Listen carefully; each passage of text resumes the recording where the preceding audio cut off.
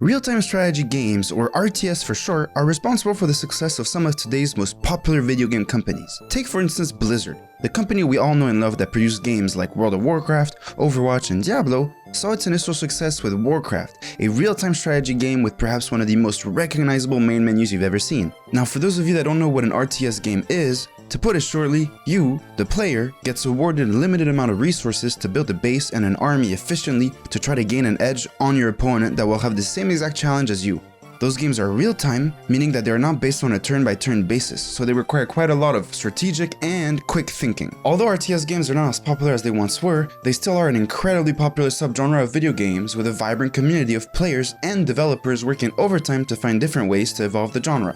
Take for example this week's game, Empire of the Ants, a game published by Microids and Strategy First. Now I want to preface this video by saying that I usually like to play a game story mode from start to finish to first summarize it, but to be honest, this type of game is not my forte, and the story mode kinda kicked my butt. So for this week's video, I'm simply going to give you my pros and cons of the game and give you as much of an honest review as I possibly can. Let's dive right in. So to begin, here's the main menu. Nothing crazy, but we do know that the game is graphically stunning. And here's my first point, the game is genuinely graphically stunning. It uses Unreal Engine 5, and as you can see, it runs really smoothly. It really uses the engine to its maximum capabilities. On top of that, even though the game is basically about war, it manages to strike a beautiful balance between a soothing ambiance with some beautiful music that kind of reminds me of a Ghibli movie.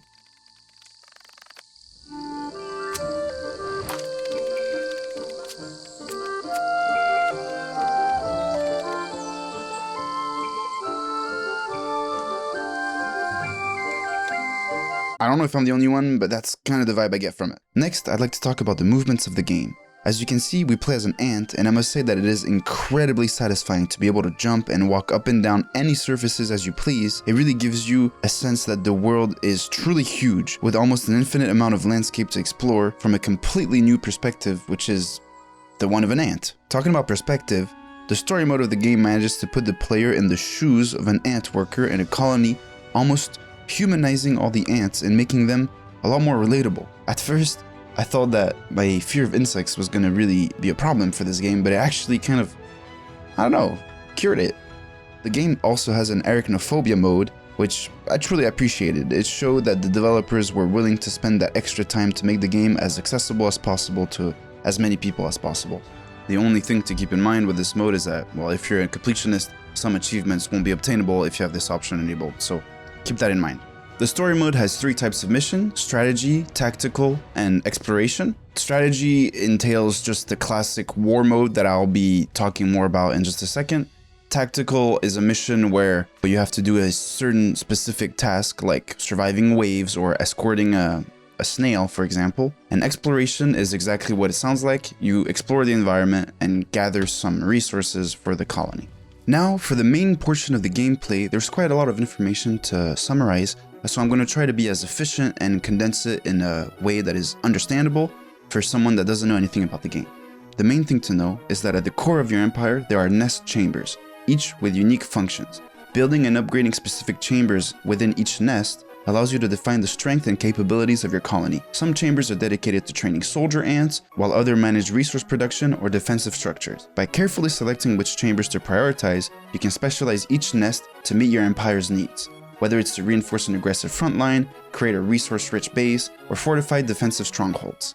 Now diving into the soldier types and legions, there are different types of soldier ants, each suited for particular roles in combat. Fast scouts that can quickly explore or respond to threats, heavy soldiers that bring brute force to your attacks, or ranged attackers providing strategic support from a distance, creating a versatile legion that can adapt to various battle situations. Deploying your legions thoughtfully will be crucial to securing new territory and protecting your assets.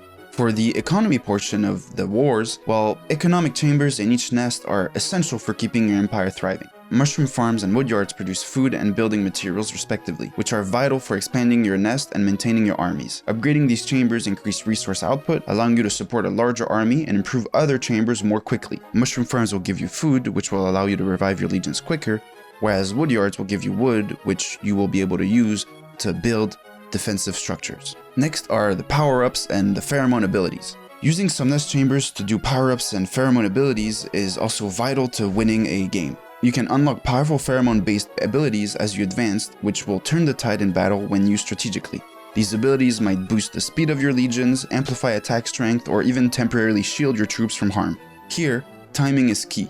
Activating these power-ups at critical moments, whether to break through an enemy's defenses or reinforce your own troops, gives you a major tactical advantage. Pheromone abilities are like hidden reserves of power that can change the course of a battle when you need it most. Lastly, there is nest defense, which I mentioned previously with the wood yards. Your nest defense are essential for securing your empire. Using some chambers as defensives allow you to construct protective structures around your nest, deterring enemy invaders and shielding your valuable resources.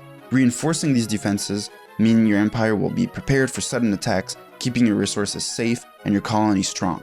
As you expand, building a network of fortified nests strengthen your control over the territory, making it harder for your opponent to breach your defenses and gain an edge on you. Now, when you consider all those different upgrades that are available to you, the game is relatively simple, but it is so confidently simple that it opens up possibilities for extremely complex scenarios. I do want to note that I'm summarizing this quite drastically. There are quite a lot of intricacies that I'm not mentioning because I do believe that new players should discover those on their own. Additionally, I didn't finish the story mode, so I'm sure there are some things that I didn't unlock, but at the core, this is what the war mode is about: managing your nests and your resources and your upgrades. Like I said earlier, this RTS game will require quite a lot of strategic and quick thinking.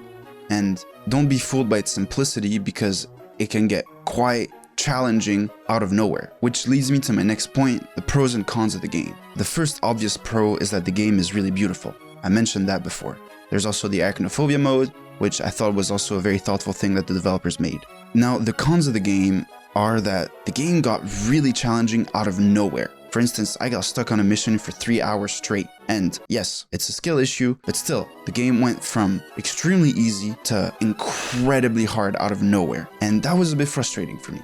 Another con that I noticed about the game is that the missions can be extremely long, and the game doesn't let you save your progress in a mission. It's either you win the mission, or you quit the mission and you have to restart it after. You cannot save your progress halfway through a mission, which I thought was kind of a dumb thing, if I'm honest. The second con that I noticed was that there are no narrators. Now, this is not really a con, this is just something that I observed. I know it would be very unrealistic if ants actually talk to each other, but I don't know, I feel like giving you the option of having a narrator would be really cool if you want to hear the story instead of just reading it. Now, taking all of those things into consideration, I thought this game was an extremely pleasant surprise. The cons are minor, and the game was still a huge breath of fresh air. It's not the type of game that I usually play, and if I'm honest, even though I didn't manage to finish the story in time for this video, I will continue playing this game. $40 is a steep price for it, but you will have access to a multiplayer mode and a local 1v1s mode, which adds a consequential amount of game time. Overall, I give this game a solid 8 or 9 out of 10. It was really refreshing, and I recommend it to anybody out there that is remotely a fan of Warcraft or any RTS games. I hope you guys enjoyed this video. If you did, please don't hesitate to leave a like and a comment and a subscribe, as it truly inspires me to make more content for you guys. Bye!